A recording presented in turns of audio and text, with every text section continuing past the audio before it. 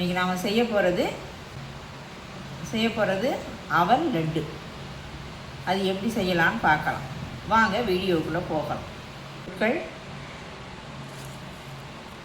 அவல் 2 கிளாஸ் அவல் எடுத்து வச்சுருக்கேன்.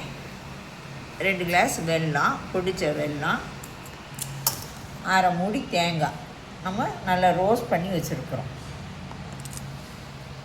1 கிளாஸ் வேர்க்கடலை தோல் எடுத்து க்ளீன் பண்ணி வச்சுருக்கோம். இப்போ நம்ம எப்படி செய்கிறதுன்னு பார்க்கலாம். அடுப்பு ஆன் பண்ணிட்டோம், கடாய் அடுப்பில் வச்சுட்டோம். இப்போ நம்ம இந்த கிளாஸால் தான் 2 கிளாஸ் எடுக்கும். லைட்டாக வறுத்துக்கலாம்.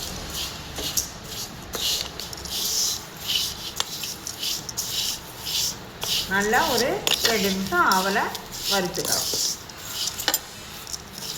அவல் நல்லா வறுபட்டுருச்சு. அடுப்பை ஆஃப் பண்ணி ரொம்ப வறுத்தோம்னா கறி போயிடும். லைட்டாக வறுத்தா போதும். இப்போ லைட்டாக ஆற ஊட்டி நம்ம மிக்சியில் போட்டு அரைச்சி எடுத்துகிட்டு வந்துடலாம். பொடியாக ஒரு 6 ஏலக்காய் போட்டு மிக்சியில் போட்டு பொடிச்சு எடுத்துக்கிட்டு வந்துடலாம். அவல் அரைச்சிக்கிட்டு வந்துட்டோம். அதை இந்த பவுலில் கொட்டிக்கலாம்.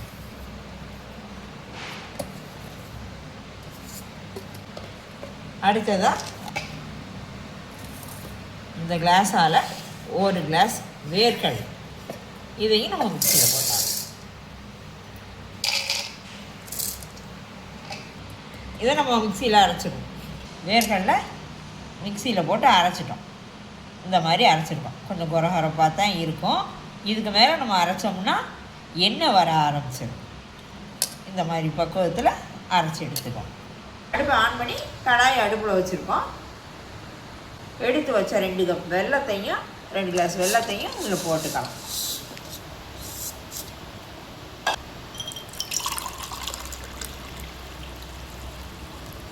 வெல்லம் கரைய 1 கிளாஸ் தண்ணி ஊற்றி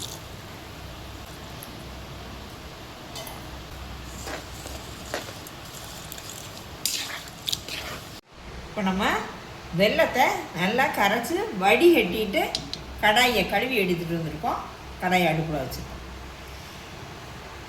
பாருங்க, இந்த மாதிரி ஒரு வடிகட்டியில் வடிகட்டணும். எவ்வளோ தூசி இருக்குது பார்த்தீங்களா? அதுக்கு தான் வடிகட்டி ஊற்றணும்.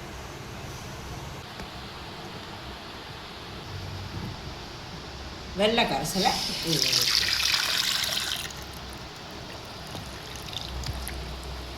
வெள்ளை கரைசல் நல்லா கொதி வரட்டும். கொதிக்கையில் நம்ம அரைச்சி வச்சுருக்கிறதுலாம் போட்டாலும் எல்லாம் நல்லா கொதித்து வந்துருச்சு. இன்னும் கொஞ்சம் நேரம் கொதிக்கட்டும்.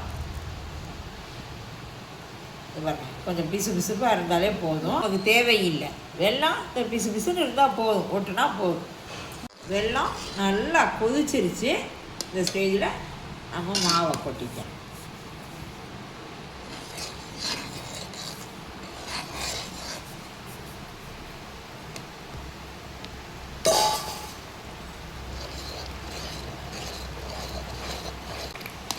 நல்லா கட்டி இல்லாமல் கிண்டி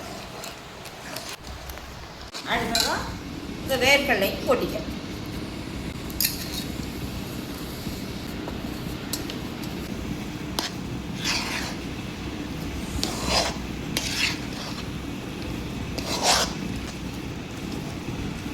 ஸ்வீட் எடுத்து கொடுக்குறதுக்காக கொஞ்சமாக உப்பு போட்டுருவோம். நம்ம ஸ்வீட் செய்யல கொஞ்சம் உப்பு போட்டோம்னா தான் அது நல்லா ஸ்வீட்டை தூக்கி கொடுக்கும். அடுத்ததாக இந்த தேங்காயும் போட்டுக்கலாம்.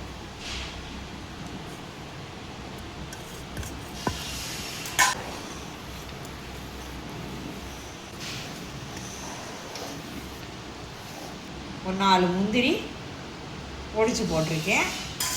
ஒரு 2 ஸ்பூன் நெய் விட்டுக்கலாம்.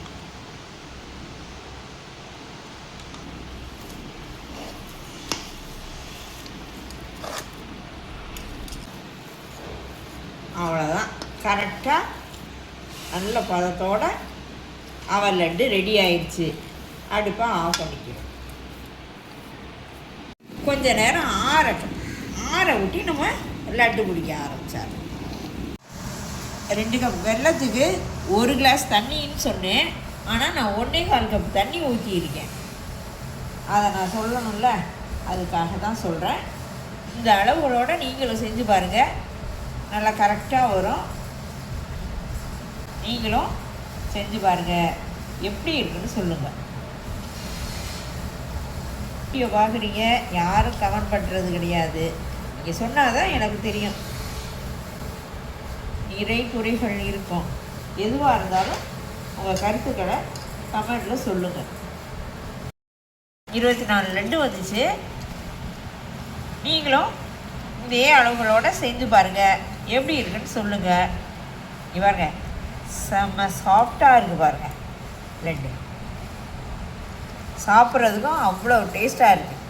செய்யலே பிள்ளைங்க சாப்பிட்டுக்கிட்டு தான் இருக்குதுங்க.